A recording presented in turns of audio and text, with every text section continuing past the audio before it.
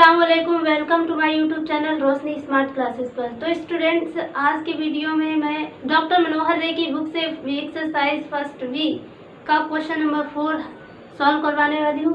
तो question number 4 है, यदि HCF 306 and 657 is equal to 9, तो LCM 306 and 657 is equal to question mark. तो हम अभाज्य गुणनखंड विधि द्वारा इस सवाल को सोल्व करेंगे। तो उसमें हमने फॉर्मूला लिखवाया था। तो LCM इज इक्वल टू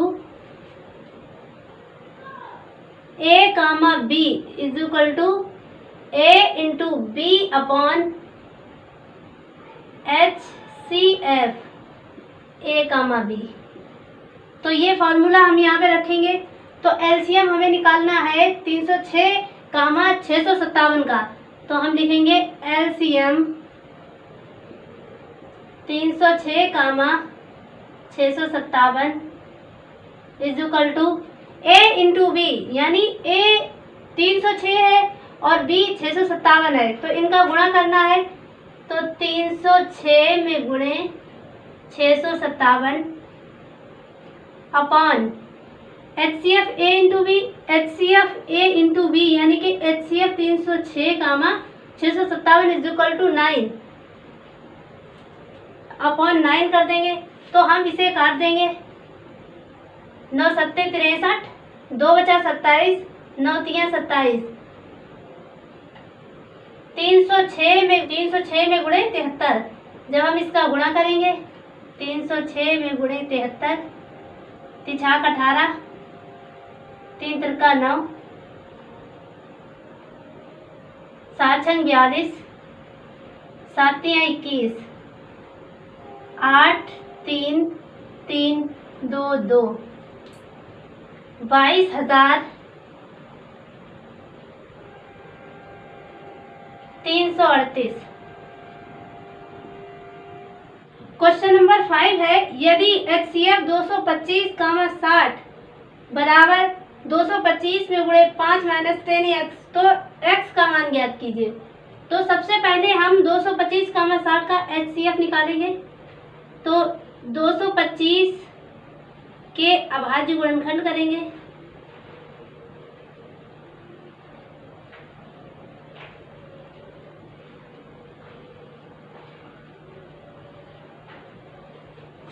तो आया 3 में गुणे 3 में गुणे 5 में गुणे 5। 60 के अभाज्य गुणनखंड, तो 2 में गुणे 2 में गुणे 3 में गुणे 5, 2 दूनी 4, 4 तीन 12, 12 पंचे 60। तो यहाँ से HCF निकालेंगे। HCF बराबर HCF 225 कामा 60। तो जो कॉमन होता है उनका गुणा कर देंगे। कॉमन है 5 और 3, तो 3 में गुणे 5 इज इक्वल टू 15। 15 कॉमन है। तो अब हम ये वाली इक्वेशन लिख लेंगे यहाँ पे। HCF 225 into 60 is equal to 225 into 5 minus 10x। तो इसका मान है 15। तो 15 इज इक्वल टू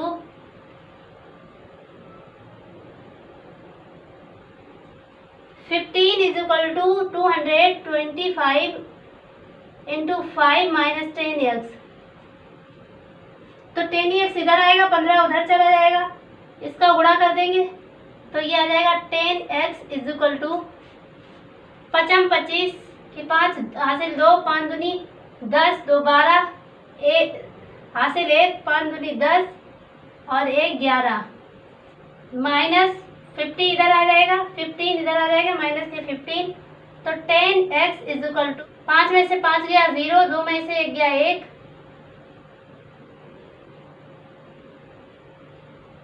तो x इज इक्वल टू ये 0 से 0 कट जाएगा। x is equal to 111।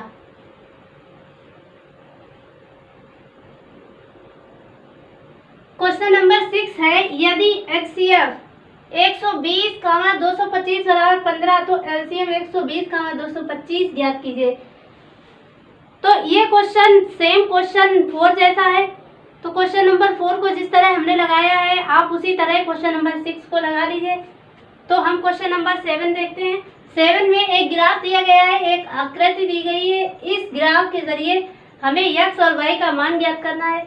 तो सबसे पहले हम समझेंगे, ये x है, ये a है, ये b है।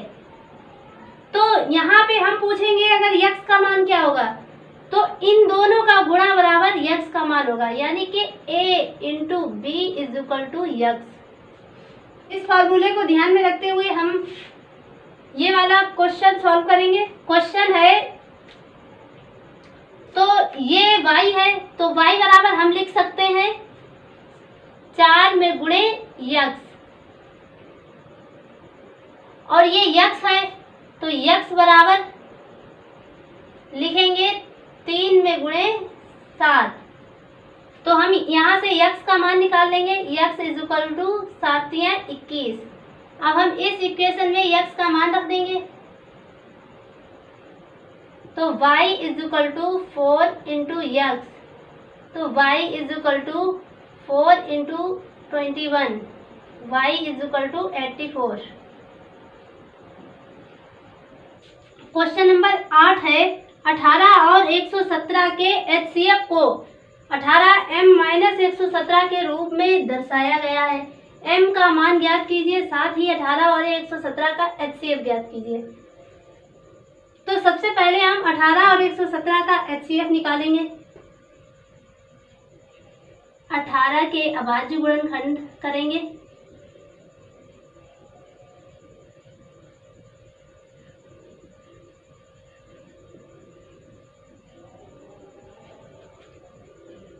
दो में गुणे 3 में गुणे 3।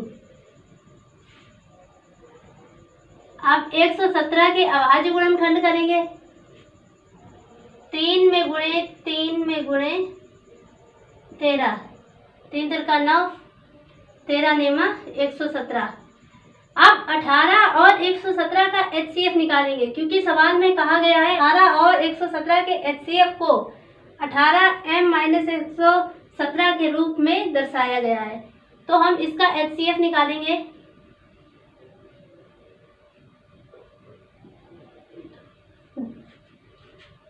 तो दो जोड़े बने हैं, 3 में गुणे 3 इज इक्वल टू 9। तो HCF आया है 9। तो हम लिखेंगे 9 बराबर प्रश्नानुसार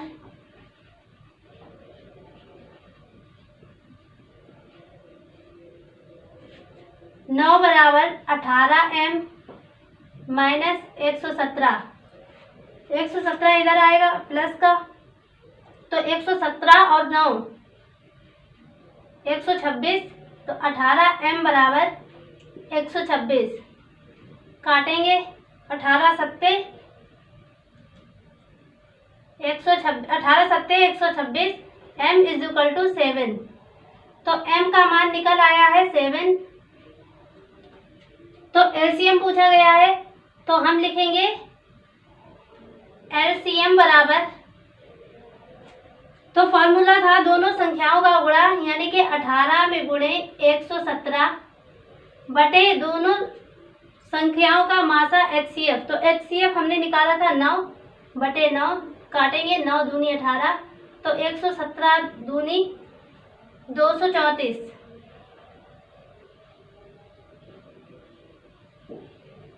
क्वेश्चन नंबर 9 है, जांच कीजिए क्या किसी प्राकृतिक संख्या n के लिए संख्या 6 की पावर n अंक 0 पर समाप्त हो सकता है। तो हम पहले 6 की पावर n के गुणनखंड करेंगे, 6 की पावर n के, तो हम इसके अभाज्य गुणनखंड करेंगे 2 इंटू 3 की पावर n।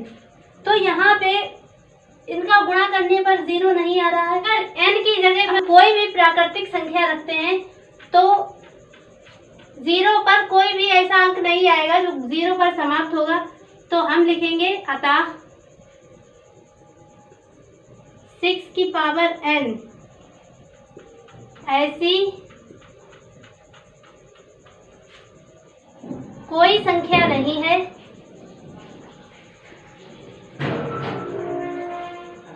क्वेश्चन नंबर 10 है, व्याख्या कीजिए कि 7 में गुणे 11 में गुणे 13 प्लस 17 और 7 में गुणे 6 में गुणे 5 में गुणे 4 में गुणे 3 में गुणे 2 में गुणे 1 प्लस 5 अभाज्य संख्या क्यों है। तो जब हमने इस इक्वेशन को सॉल्व किया तो आंसर आया 1018। तो यह एक अब इस वाली इक्वेशन को हल करेंगे। 7 में गुणे 6 में गुणे 5, 4 में गुणे 3 में गुणे 2 में गुणे 1 प्लस 5, तो 7 छंग 42 में गुणे 5 चक्कू 20 गुणे 3 दूनी 6 प्लस 5, तो इस संख्या का भाग चला जाएगा 5 से, तो ये भी एक भाज्य संख्या है।